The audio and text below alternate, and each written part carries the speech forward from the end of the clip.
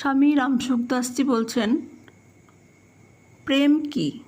যে বস্তু নিজের তাকে সবসময় ভালো লাগবে, তাই একমাত্র ভগবানকে নিজের বলে মনে করলে ভগবানে প্রেম জাগ্রত হবে।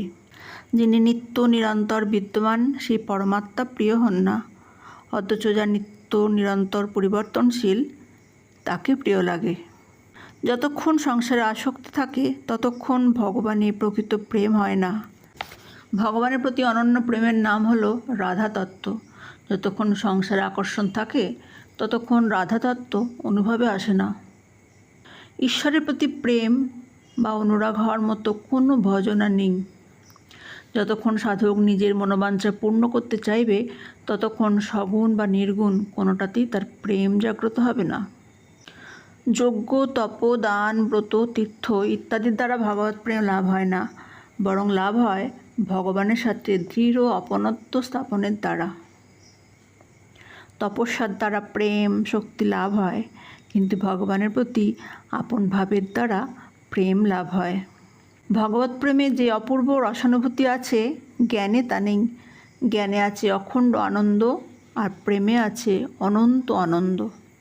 মতবাদে ভেদাভেদ আছে, প্রেমে নেই। প্রেম সম্পূর্ণ মতবাদকে গ্রাস করে। ভগবানের প্রতি আকর্ষণ হওয়ার নাম হলো ভক্তি। ভক্তি কখনো পূর্ণ হয় না, বরং তা উত্তরোত্তর বৃদ্ধি পেতে থাকে। প্রেমে নিজের সুখ ও স্বার্থের লেশমাত্র অবশেষ থাকে না। প্রেম মুক্তিরও অনেক পরবর্তী স্তরের বস্তু। মুক্তি পর্যন্ত জীব স্বয়ং অনুভবকারী হয়, কিন্তু প্রেমে সে হয় রসের দাতা। জ্ঞানরহিত প্রেম মোহে পরিবর্তিত হয় এবং প্রেমরহিত জ্ঞান শূন্যতার দিকে নিয়ে যায়। যার মধ্যে ভক্তি সংস্কার আছে এবং যে কৃপাকে আশ্রয় করেছে সে মুক্তিতে সন্তোষ লাভ করে না।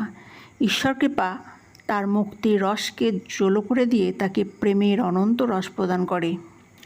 সংসারে আকর্ষণ বিকর্ষণ দুইই আছে, কিন্তু পরমাত্মার কেবলই আকর্ষণ, বিকর্ষণ নেই।